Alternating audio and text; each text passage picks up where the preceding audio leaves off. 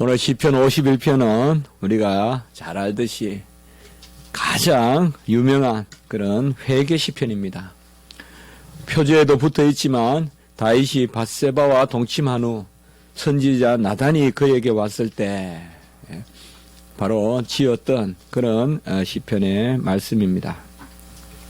오늘 시편을 통하여서 다윗은 단지 자기가 범한 그런 자범죄, 고범죄, 내가 지은 그런 밧세바를 범하고 또 그의 남편을 아주 야비하게 전장에 보내서 죽게까지 하는 살인죄를 범하고 간음죄를 범하는 이러한 자기 죄에 대한 회개와 또 그것의 사함을 구하는 그 수준을 넘어서서 원죄를 바라보고 내가 본래 모태에서 죄 가운데 잉태했습니다 라고 하면서 그 자범죄를 넘어서서 본질적인 우리 인간의 중심이 얼마나 죄에 물들어 있는가 그것을 보고 또 나아가서 마지막 부분에서는 보면 이러한 회개의 움직임이 또 회개의 역사와 바람이 예루살렘과 시온에까지 이르게 해달라고 하는 어떻게 보면 단지 개인적인 회개 시편이라기보다 국가적 교회적 회개 시편이고 또 내가 범한 그런 자범죄의 회개를 넘어서서 원죄까지 나아가는 바로 그런 시편이 오늘 회개의 시편이라고 하겠습니다. 우리가 죄 가운데 살고 여전히 육체의 소욕이 남아있고 라고 한다면 어떻게 보면 가장 아름다운 시심은 회개라고도 하겠습니다. 우리가 죄가 많고 더러운 게 많고 이렇다면 가장 아름다운 노래는 회개의 노래가 아닐까라는 그런 생각을 한번 해봤습니다. 더러운 물은 어떤 물보라를 일으키고 물결을 일으켜서 아름다운 게 아니라 깨끗해질 때 더러운 물이 창일할 때 얼마나 흉합니까? 그러나 그 물이 깨끗해질 때 고요하더라도 깨끗할 때 그때 물이 아름다운 것이죠. 세상의 시인들을 한번 생각해 봤습니다. 물론 우리 윤동주 또 시인도 있죠. 자아상이라는 그런 회개하고 또 정말 입시에 있는 바람에도 그런 아주 감수성, 어떤 죄를 짓지 않아야 되겠다는 어떤 젊을 때의 그런 어떤 감수성, 물론 기독교적 감수성이죠. 분명히 믿음의 어떤 그런 우리의 선배였습니다. 그러나 주로 세상의 시들은 자연의 아름다움을 노래하거나 아니면 인생의 어떤 아름다움 혹은 많은 어떤 그런 우여곡절이 있지만은 그래도 뭔가 인간이 그것을 넘어서는 그런 것들을 많이 노래하지 제가 쭉 이렇게 둘러봐도 생각을 해봐도 과연 회개에 관한 시가 얼마나 많은가 그 생각을 한번 해보게 되더라고요. 사실 세상의 시들은 대체로 나를 정하게 하고 깨끗하게 하는 그런 노래보다는 더러운 내 모습을 오히려 출렁이는 그런 노래들이 많지 않은가. 나를 깨끗해야 호수같이 아름다운데 그냥 흙탕물로 놔두고 그걸 가지고 물결을 만들고 물보라를 만들어서 가장하고 물보라는 하얗게 보이니까 마치 흰물 같지만은 우리가 분수의 물보라는 참 아름답고 하얗지만은 그 밑에 물이 보면 썩어 있단 말이죠. 그런 것들이 바로 세상의 모습인데 세상은 그 썩은 물을 깨끗하게 하기보다는 물보라만 일으켜서 아름다움 가장을 하는 그런 시들이 많지 않은가. 오늘 이 시편은 정말 다윗이 천천히요 만만히요 정말 사울은 천천히라면 다윗은 만만이고 기름 부음을 받고 아름다운 시를 쓰고 정말로 하나님의 택함 받은 어떻게 보면 가장 정결하고 거룩하게 삶을 살아야 되고 누구에게라도 모범이 되는 어떻게 보면 다윗은 이런 삶에 익숙했을 것입니다. 예배의 삶에 익숙했고 율법의 삶에 익숙했을 것입니다. 그가 그런데 밧세바를 보고는 이제 하나님이 전쟁도 이기게 하시고 모든 것을 갖추어 주셨어요. 통일 국가를 이루어 주셨어요. 완전한 통일국가를 이루어 주셨어요. 그런데 밧세바를 보고는 이제 마음이 유혹을 받고 그 밧세바를 간음하고 그리고는 그의 남편 우리아까지 죽여버리는, 아마 오늘 이 시편에서 보면 다윗은, 제가 칼빈의 주석을 보니까 그런 내용들이 나오더라고요.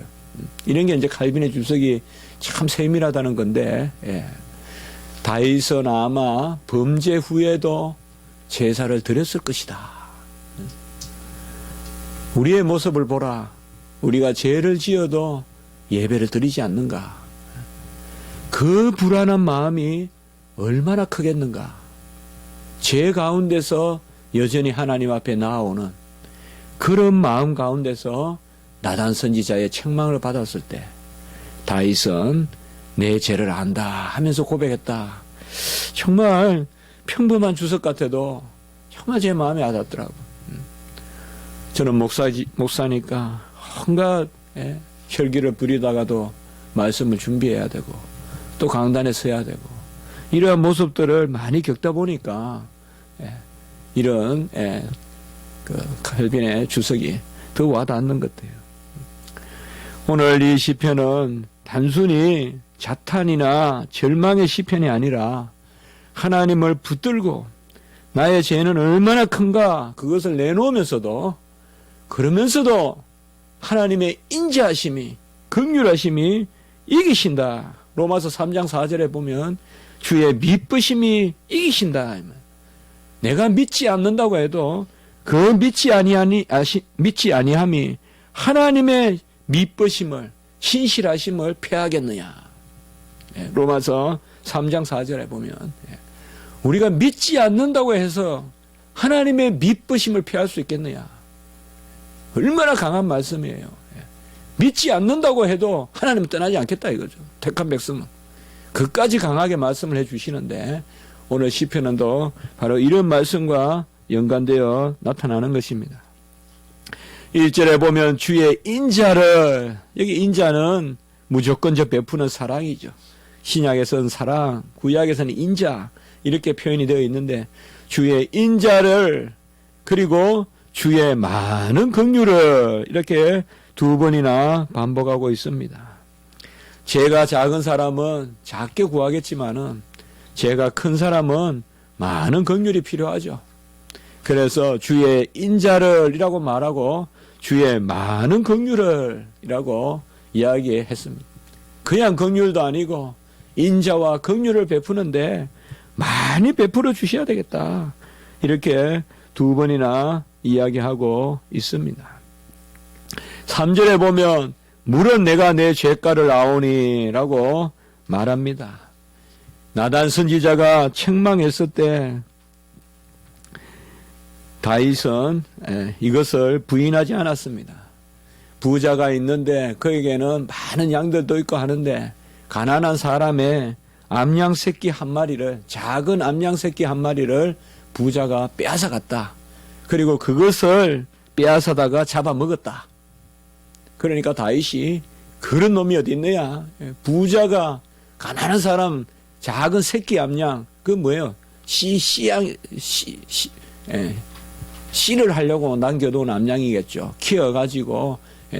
그런데 그 새끼 작은 암양, 씨를 하려고 이제 그 암양을 통해서 많은 양을 낳고 해가지고 재산을 한번 부자가 돼보려고 하는 그런 가난한 작은 새끼 암양 한 마리밖에 없는 그 양을 부자가 빼앗아다가 잡아먹었다. 그러니까 다윗이 그런 놈이 어딨냐가 당장 그냥 판결을 해서 혼을 내겠다 하니까 바로 나단이 바로 네가 그런 놈, 네가 바로 그 사람이다. 그렇게 이제 지적을 하잖아요. 다윗이 네가 뭐가 부족해서 다 하나님이 베풀어 주시고 가족도 주시고 명예도 주시고 또 아름다운 율법을 즐거워하는 마음도 주시고 신심도 주시고 또 국가 통일을 이루시는 무엇보다도 언약의 자손으로 후손까지 약속까지도 주셨는데 뭐가 부족해서 네가 부자가 돼가지고는 그런 작은 암양새끼 한 마리를 탐내서 잡아먹느냐. 그 우리야 가정, 이방 해족 속의 가정에 그런 파탄을 일으키느냐. 그렇게 말하니까 사무엘하 12장 13절에 보면 다윗은 내가 여호와께 죄를 범하였노라 라고 이렇게 정확하게 자기 죄를 고백합니다. 다윗 앞에, 나단 앞에서. 그리고는 3절에 보면 물은 나는 내 죄가를 아오니 라고 이야기합니다. 오늘도 보면 3절에 물은 내 죄가를 아오니 오늘 3절에 나오는데요. 바로 다윗은 자기의 죄를 범하였다는 것을 고백합니다. 이것이 바로 다윗의 뛰어난 점이라고 하겠습니다. 가인은 아벨을 죽인 후에 아벨이 어디 있느냐라니까 가인은 그렇게 말하죠. 내가 알지 못하나이다. 내가 아우를 지키는 자니까. 하나님이 가인의 마음에 이러한 동기를 주었어요. 하나님이 물어봤어요. 아벨이 어디 있느냐 이 말은 가인아 네가 아벨을 해쳤구나.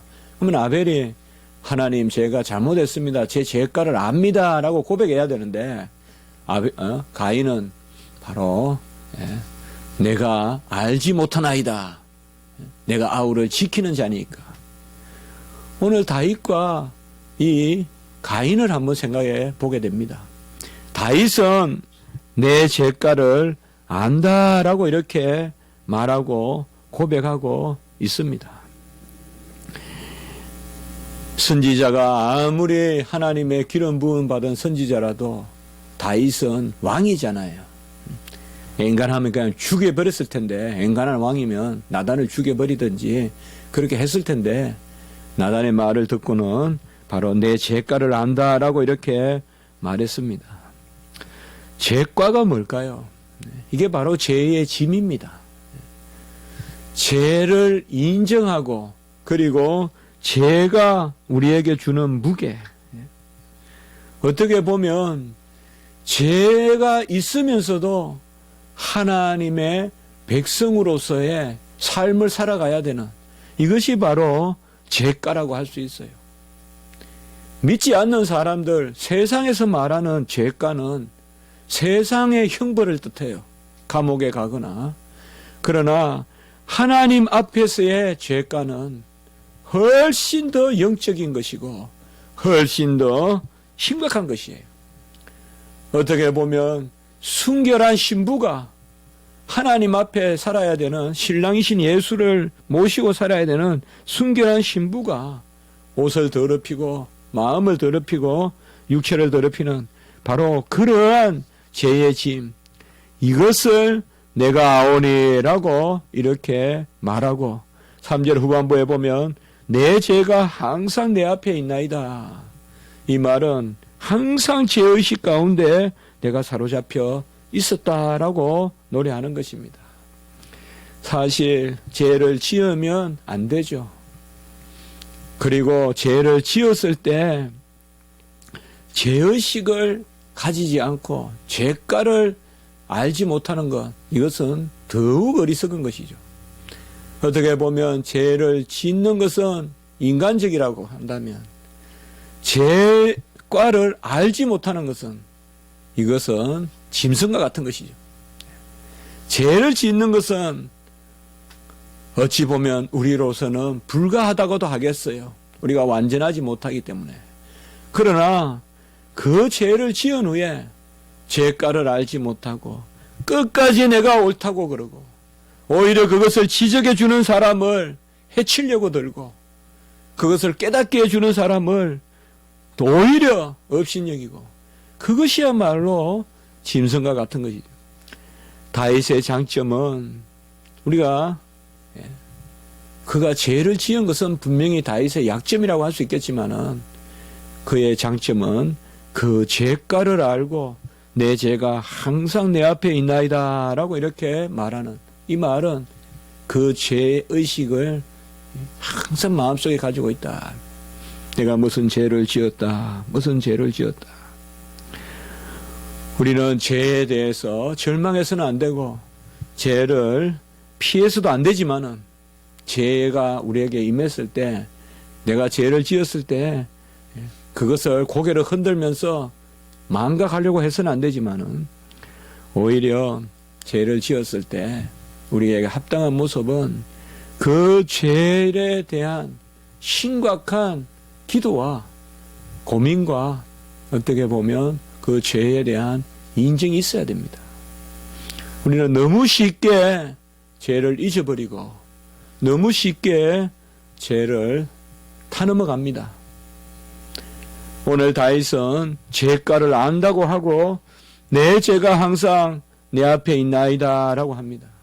그러면 우리 기독교인들은 항상 내 죄가를 헤아리고 죄의 짐에 허덕이고 죄의 짐에 억눌려서 항상 자면서도 죄의식에 시달리고 아침에 일어나서도 죄를 안 하고 그렇게 살아야겠습니까? 바로 오늘 4절에 보면 이제 4절 이후에 이러한 죄에 대한 민감한 마음을 가지되 어떤 조건에서 바로 주님이 죄를 사하신다는 그 믿음 가운데서 죄를 우리 가운데 깊이 새기라는 것입니다.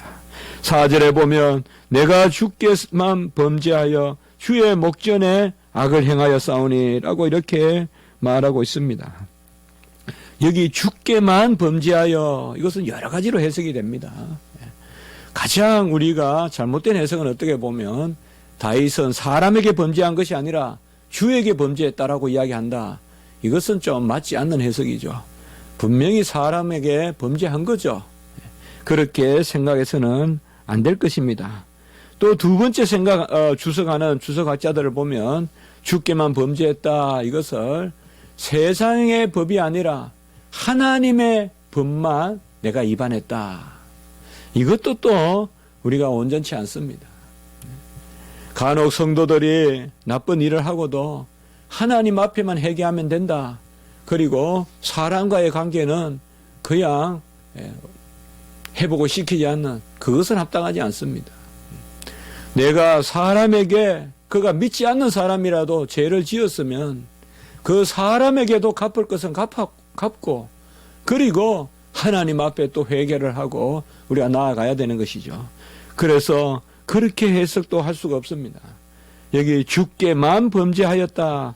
이것은 어떻게 우리가 해석해야 될까요? 답은 없을 것 같습니다. 그러나 이렇게 한번 생각해 보면 어떻겠습니까? 평소에 다윗은 언약의 백성으로 오늘 20편에서 다윗은 누구냐? 바로 하나님이 그와 언약을 맺어주신 사무엘하 7장에 언약을 맺어주신 그 다윗이란 말이에요. 그러니까 하나님과의 약속 가운데서 모든 인생의 의미를 생각하고 하나님과의 약속을 지키는 것을 의로 여기고 그로부터 떠나는 것을 죄로 여기는 그 하나님 중심의 삶. 그래서 우선적으로 죄에 대해서 분명히 다윗은 잠시 그가 실족했을 때는 하나님 얼굴을 가리고 하나님의 얼굴에 피하고 밧세바를 범한 것을 우리야만 죽이면 남편만 죽이고 인간의 눈만 피하면 된다고 생각했을 것입니다. 그러나 다윗은 그것이 아니라는 것을 돌이키는 것이죠. 그래서 주께만 범죄했다라는 말은 뭔가 하면 오히려 우리가 이렇게 해석해 볼 수가 있다는 거죠. 사람과의 관계 가운데서 가장 사람을 우리가 사람과의 관계를 온전케 하는 것 그것이 바로 어떻게 보면 하나님의 뜻인데 그것을 망각하고 오히려 사람의 눈만 가리면 하나님을 가리는 줄 알고 그래서 궁극적으로는 사람을 해치는 것이 하나님을 해친다는 그것을 깨달았다는 것이죠. 그래서 내가 주께만 범죄했다는 말은 사람에게는 범죄하지 않았다는 것이 아니라 사람에게 사랑을 베푸는 것 그것이 주께 하나님을 사랑하는 길이라는 걸 보여준다는 거죠. 사람에게는 아무렇게나 하고 옆에 있는 사람에게는 막 대하면서도 하나님 앞에만 잘하면 된다. 그게 아니라는 거죠. 주께 범죄했다는 것은 결국 언약의 하나님, 이 세상의 삶을, 나그네의 삶을 살아가지만은, 다윗이 가장 그 나그네의 삶을 생각했잖아요. 나그네의 삶을 살아가는 가운데서 정말 하나님 중심으로 생각을 하되 그 가운데서 이 세상의 모든 일들을 함께 바라보는, 우리가 성도들이 간혹은 아주 경건해요. 그러나 많은 경우에 보면 사람과의 관계를 제대로 못해요. 너무나 경건하고 너무나 근엄하고 올바른데 도무지 사람과의 관계는, 여러분, 우리는 천국에서 사는 게 아닙니다. 새하늘과 새 땅에서 사는 것이 아닙니다. 세상에서 사는 겁니다. 이 땅에서 사는 것입니다. 우리가 주께만 범죄했다는 것은 주님의 뜻이 이 세상 가운데서 사랑하면서 살아가는 것이죠. 물론 세상과 더불어 죄를 지으라는 것이 아니죠. 그런 면에서 주께 범죄하는 것은, 주의 목전에서 악을 행하는 것은 세상 사람들을 미워하거나 세상 사람들을 훔치거나 또 남의 아내를 빼앗거나 이런 것들이 다 결국은 주께 범죄하는 것이라는 거죠. 그런 의미에서 항상 우리는 주께 범죄하는 것을 두려워해야 되는데, 그것은 세상의 사람들을 사랑하는 것과 별개의 것이 아니라는 것이죠. 그것을 바로 다윗은 말하고 있습니다. 결국은 다윗은 주께만 범죄했다고 말하므로 어떻게 보면 이 자신이 지은 죄의 성격을 하나님 앞에서의 죄라고 이해하고 있어요. 이것은 아주 중요한 일입니다. 우리가 무슨 죄를 하나님 앞에 가져가는 것은 두려운 일입니다. 그러나 두렵지만은 그 일을 해야 됩니다. 왜요? 그 죄를 용서하시는 분도 하나님이시기 때문에 그렇습니다. 가장 우리의 죄를 꿰뚫어 보시는 분도 하나님이시지만은 우리의 죄를 용서하시는 분도 하나님밖에 계시지 아니하시기 때문에 그렇습니다. 그래서 주께만 범죄하여 주의 목전에 악을 행하였다는 것은 이제 이때까지 사람의 범죄다, 사람의 눈만 가리면 된다, 남편의 눈만 가리면 된다, 이 일은 사람만 모르면 된다라고 하는 생각에서 이 죄를 주님 앞에 가져가고, 왜 주님 앞에 가져가느냐? 주님 앞에 가져갈 때 비로소 그 죄의 용서의 길이 열리기 때문에 그렇습니다. 우리는 어떤 죄든지 주님 앞에 가져가지 않으면 결코 어떤 죄든지 해결받지 못합니다. 끝없는 죄의식에 시달려야 됩니다. 죄를 가지고 하나님 앞에 나아가세요. 하나님 앞에 내 죄를 토설하세요. 그리고 하나님의 용서를 구하세요. 그것이 바로 4절 후반부에 보면 주께서 말씀하실 때에 의로우시다 하고 주께서 심판하실 때에 순전하시다 하리이다 라고 말하는 것입니다. 주의 말씀을 들어야 되고 주의 심판을 들어야 돼요. 이것이 어떻게 보면 두려운 것이에요. 세상은 못 봐도 하나님은 보세요. 하나님 주의 말씀은 그것을 깨닫게 하세요. 세상의 법이 아니에요. 사람의 말이 아니에요. 주님의 말씀에 비추어 봐야 돼요. 주님의 말씀에 죄가 되면 죄인 거예요. 세상은 괜찮다 해도 하나님의 십계명을 비추어 보고 주님의 말씀, 주께서 말씀하실 때, 주께서 심판하실 때, 그러나 여기 보세요. 주께서 말씀하시고 주께서 심판하실 때 오히려 죄인들을 의롭다 하시고 순전하시다 하리이다 라고 이렇게 말씀하고 계시는 것입니다. 여기에서 우리가 귀한 진리를 깨닫게 됩니다. 하나님께 내 죄를 가져가는 것이 가장 어떻게 보면 힘든 일이고, 내 모든 중심까지 보시는 하나님 앞에 내 죄를 내어놓는 것이 가장 어려운 일인 것 같아도 그 길이 곧 의로운 길이요, 그 길이 곧 순진해지는 길이다 이 말이에요. 사람 눈을 속이고 그곳으로 자족하고 됐다 싶은 그것은 결코 우리의 마음의 평강을 이룰 수가 없습니다. 하나님 앞에 내어놓아야 돼요. 그때 주님께서 어렵다 하시고 주님께서 순전하다 하시다라고 이렇게 말씀합니다. 아까 로마서 3장을 읽었지만은 바로 로마서 3장 3절과 4절에서 시편 이 구절을 인용하고 있습니다. 로마서 3장 4절에 보면 주께서 주의 말씀에 어렵다 함을 얻으시고 판단 받으실 때에 이기려 하심이다 이렇게 되어놨어요.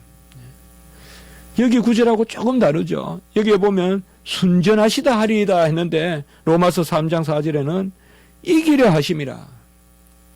주께서 주의 말씀에 어렵다 함을 얻으시고 판단 받으실 때에 이기려 하심이라. 이기려 하심이란 말이 뭘까요? 바로 주님께서 죄를 이기신다는 것입니다. 판단하실 때 이기시고 말씀하실 때 어렵다 하신다는 것입니다. 그래서 아까 제가 말씀드렸던 바로 앞에 절 로마서 3장 3절에서는 어떤 자들이 믿지 아니하였으면 어찌하리요? 그 믿지 아니함이 하나님의 미쁘심을 패하겠느냐? 그렇게 말씀하시고는 그럴 수 없다 이 말이에요. 하나님의 미쁘심이 이기신다 이 말이죠. 바로 이거예요. 우리는 죄가 있고 우리는 허물이 있고 다윗보다도 훨씬 더한 죄도 지을 수 있겠지만은 살다가 그러면 안 되지만은 그러나 하나님의 말씀에 비추고 하나님의 심판자 아래로 그 죄를 가져가면 주께서 그 미쁘심으로 이겨주신단 말이에요. 주님의 미쁘심은 신실하심이에요. 우리의 믿음 없음도 우리의 허물도 우리의 죄악도 주님께서는 이기신다는 거예요. 무엇으로? 나의 미쁨, 우리는 미쁨이 없을지라도 라고 이야기했잖아요. 디모데 후서에서 우리는 미쁨이 없잖아요. 그러나 주는 항상 미쁘시니 미쁘신 주님께서 이기시리라. 같이 합니다. 신실하신 주님께서 이기신다. 이기십니다. 내 죄를 내가 이기는 게 아니에요. 주님이 이기신단 말이에요. 그것을 믿고 우리는 나아가야 돼요. 주님의 심판이 있고 주님의 말씀이 그 앞에 내 모습이 드러날 때 너무 부끄럽고 너무 쓰라리지만 그러나 우리가 그 죄로부터 해방될 길은 이 길밖에 없어요. 그래서 심판이 위로가 되는 것입니다. 주의 심판도 위로가 되는 것입니다. 오늘 이렇게 이 사건을 바라보는 다윗의 마음. 다윗은 남의 아내를 겁탈하고 그 남편을 죽이고 그러나 그 죄를 이제 하나님 앞에 가져가는데 사람의 눈을 썩여보려고 했어요. 내 어떤 치부, 내 경력, 내가 살아왔던 어떤 그런 히스토리 사람 눈 가리지 마세요 여러분들. 안 돼요. 그것으로 회복될 수 없어요. 아무리 숨겨도 회복될 수 없어요. 하나님 앞에 내어놓으세요. 그때 내 안에 평강이 있어요. 하나님 앞에 내어놓으면 내가 이기는 것이 아니라 하나님이 이겨주세요. 내 죄도 하나님의 미쁘심으로 이기심이라. 우리가 믿지 않는다고 해서 미쁘심을 패하겠네요. 아무리 우리가 연약해도 패할 수 없습니다. 아들이 아무리 농티를 쳐도 아무리 자녀가 힘들게 해도 부모의 사랑을 이길 수 없어요. 아들이 아무리 힘들게 해도 부모의 미쁨을 피할 수가 없어요. 이러한 다윗의 마음은 이제 이 믿음 가운데서 한 단계 더 나가는 것입니다. 그것이 바로 5절 이후에 내가 죄악 중에 출생하였으며 어머니가 죄 중에 나를 잉태하였습니다. 이제 원죄잖아요. 내가 이미 모태에서부터 죄를 가지고 났다. 이 원죄까지 나아갑니다. 다윗은 이러한 나의 죄가 어디서 왔을꼬? 나는 그래도 하나님 앞에 착한 줄 알았고 나는 시편을 나는 시를 읊조리고 정말 내가 살아왔던 거 죄 없이 살아왔는데 어찌 내가 이런 범죄를 범했던고? 정말 꿈과 같이 범죄를 범했구나. 내가 왜 그렇게 유혹을 받아서 범죄를 범했던고? 그것을 헤아려 보니까 다른 원인이 없더라 이 말이에요. 우리 인생이 타고나면서부터 더럽더라 이 말이에요. 어떤 내가 못 빼앗아도 아니고 내가 어떤 무슨 사건이 있어서가 아니라 모태에서부터 내 죄가 있구나. 원죄가 있구나 이 말이에요. 어머니 모태에서부터 죄로 잉태하고 그리고 그 죄 가운데 출생하였구나. 내 원죄까지 내어놓는 것입니다. 여러분, 내가 지은 죄는 저울 위에 올릴 수 있지만 원죄는 저울 위에 올릴 수 없습니다. 다 똑같습니다. 우리는 다 원죄의 흔적이 있습니다. 이제는 거듭나서 원죄를 그 죄짐을 이기지만은 죄의 저주를 이기지만은 그래도 여전히 육체의 소욕이 남아 있어서 그러한 원죄의 흔적들이 우리에게서 날마다 드러나는 것입니다. 그러니 아무도 죄에 대해서 담대할 수 없고 다만 깨어서 기도하고 두려워하고 나아갈 뿐입니다. 6절에 보면 중심이 진실함을 원하시고 지혜를 가르치신 기도하는 마음으로 세 가지를 이야기하고 있습니다. 중심의 진실함을 원하시오니 6절에 보면 지혜를 은밀히 가르치시리다. 여기 중심은 바로 아까 이야기했던 원죄예요. 바로 여호와여 내 중심을 붙드소서. 다윗이 사무엘에게 기름 부음 받았을 때 하나님은 중심을 보신다라고 이야기했잖아요. 하나님은 다윗의 중심을 보고 다윗을 선택했다고 했는데 바로 중심의 진실함을 원하시고 지혜를 은밀히 가르치신다. 여기 지혜는 지식이 아니에요. 세상의 지식이 아니라 하나님이 주시는 생명의 길이에요.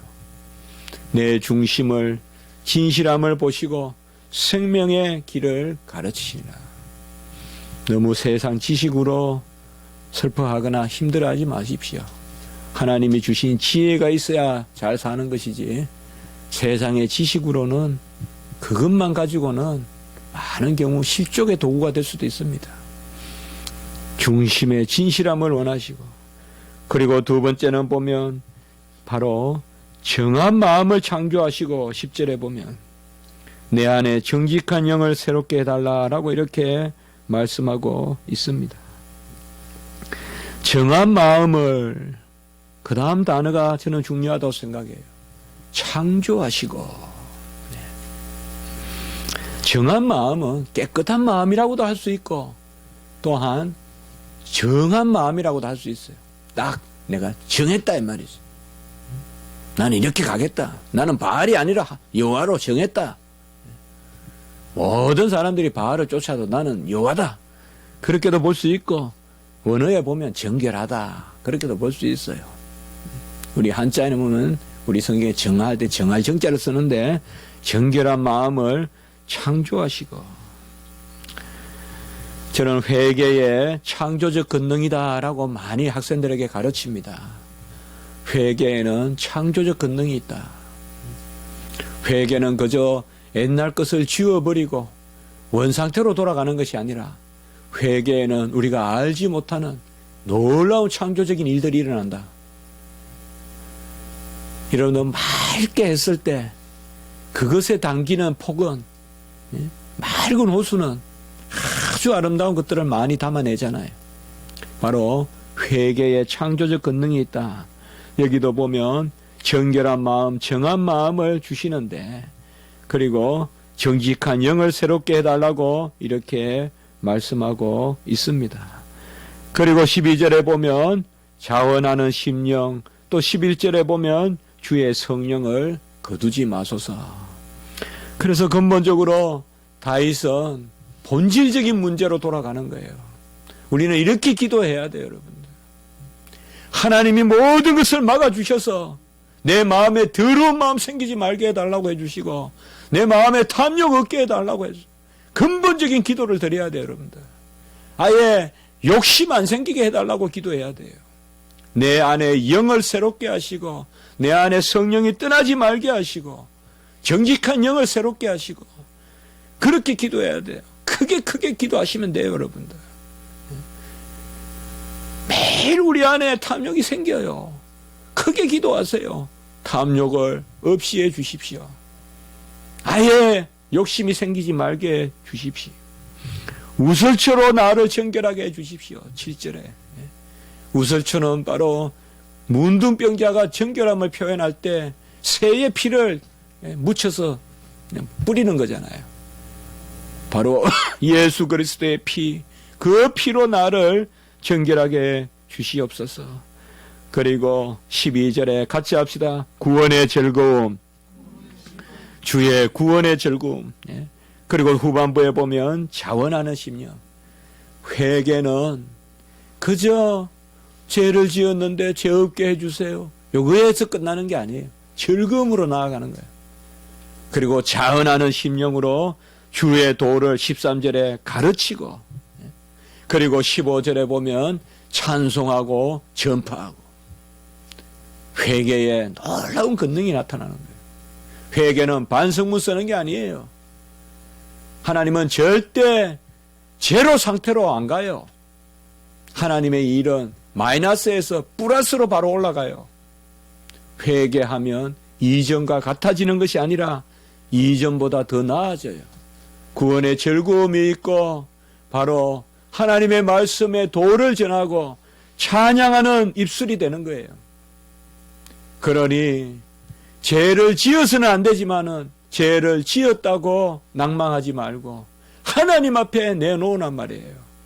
그러면 주가 어렵다 하시고 주님의 신실하심이 이겨주시고 우리 마음에는 알지 못하는 영의 역사로 기쁨이 넘치고 찬미하고 주의 도를 전하는 그 놀라운 일이 일어나는 것입니다. 16절 17절 보시면 바로 결론적으로 깨달음이 있는 것이죠. 주는 제사를 기뻐하는 것이 아니라 상한 심령을 기뻐하시고 17절에 상하고 통회하는 마음을 멸시하지 아니하시리라. 잘 기억합시다. 우리 마음이 상합니까? 애통합니까? 내가 이거밖에 안 돼. 내 모습이 이거밖에 안 돼. 나는 정말 왜 이럴까? 나는 왜 이렇게밖에 될 수 없을까? 그것을 하나님은 오히려 사랑하신다는 거예요. 상한 심령을 받기를 원하시고 상하고 통회하는 마음을 멸시하지 아니하시리라 라고 이렇게 이야기하고 있습니다.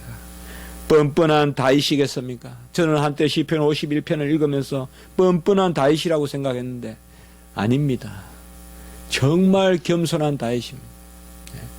우리가 하나님 앞에 어떻게 보면 우리의 모습입니다. 이것은 뻔뻔한 것이 아니라 고백인 것입니다. 하나님은 내 죄조차도 내 상한 심령조차도 멸시하지 아니하시고 제사보다 제물보다 오히려 내 상한 심령을 원하십니다. 지금 어렵고 힘든 일이 있습니까? 그 마음을 하나님 앞에 내어놓고 나아갔으면 좋겠습니다. 죄를 그냥 두지 마십시오.